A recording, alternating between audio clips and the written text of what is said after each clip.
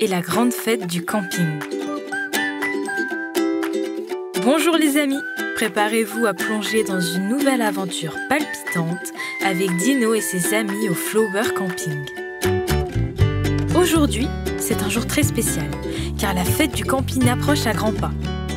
Alors, attachez vos ceintures, car ça va être une journée remplie de surprises, de rires et de musique.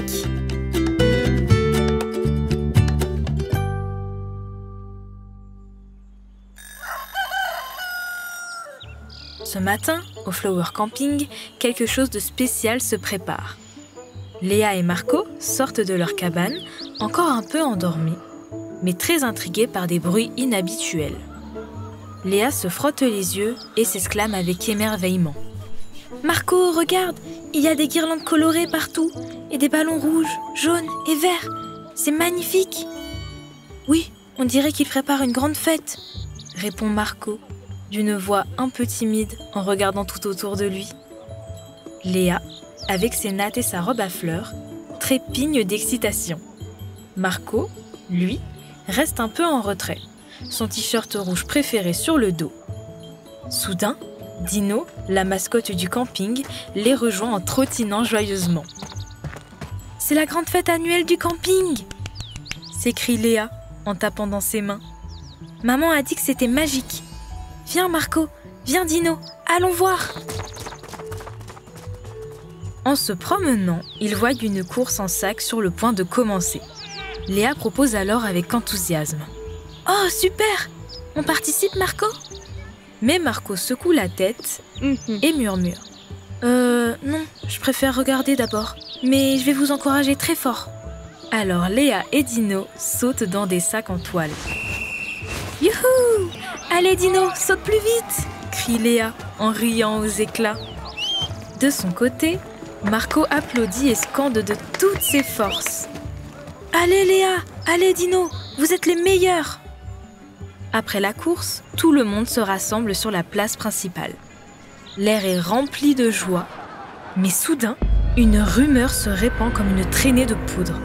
Les musiciens qui devaient jouer pour la grande soirée ne sont pas revenus de leur promenade en forêt. « Oh non !» s'inquiète Marco. « Sans musique, il n'y aura pas de fête ce soir ?» L'inquiétude gagne les campeurs. Mais Léa, qui n'est jamais à court d'idées, a les yeux qui pétillent.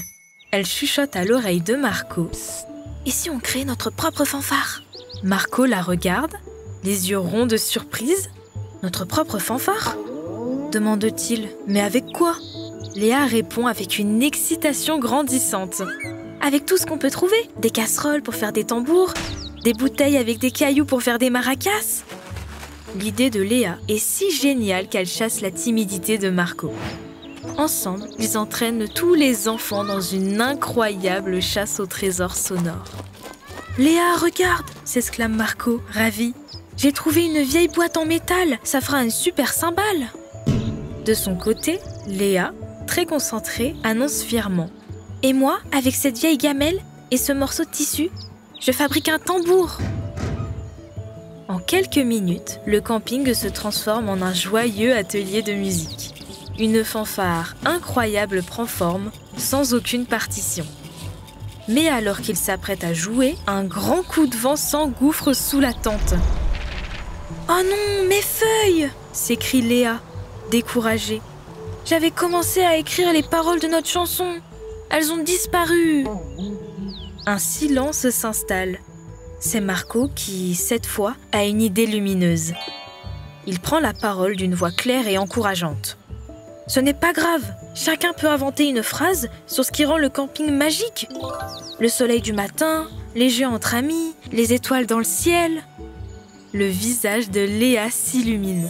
« Oui, » dit-elle avec reconnaissance. « Ça sera notre propre chanson du camping. Merci Marco, c'est une super idée. » Alors que la nuit tombe, la fanfare improvisée commence à jouer sous les lampions allumés.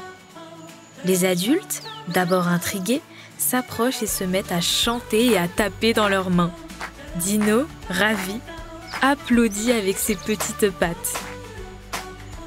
C'est à ce moment précis que les vrais musiciens, attirés par cette joyeuse cacophonie, retrouvent enfin le chemin du camping. Mais, en voyant l'incroyable énergie des enfants, ils ne disent rien. Ils posent leurs instruments et rejoignent la fête en tapant sur des boîtes en carton et en chantant avec tout le monde. Marco, le cœur débordant de joie, dit à son ami: « Regarde Léa, tout le monde danse, même les musiciens !» Léa lui répond, les yeux brillants de bonheur. « Tu te rends compte? On a sauvé la fête, on a tout créé nous-mêmes !» Autour de ce fabuleux spectacle, les rires et la musique se mêlent au bruit de la nuit. Dino, silencieux mais rayonnant de fierté, sait que grâce à l'imagination et à l'esprit d'équipe de ses amis, cette fête du camping restera gravée dans la mémoire de tous. « C'est la plus belle fête que j'ai jamais vécue !» continue Marco, le cœur débordant de joie. « Merci Léa pour cette idée géniale !» Les étoiles brillent dans le ciel et la fête continue tard dans la nuit, avec des chants, des danses et des rires. Tout le monde est heureux et uni. Et voilà les amis, c'était l'histoire de Dino et la grande fête du camping, mais leur soif d'aventure est loin d'être terminée.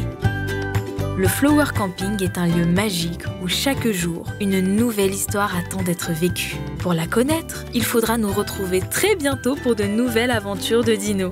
En attendant, on vous envoie plein de soleil et de bonne humeur.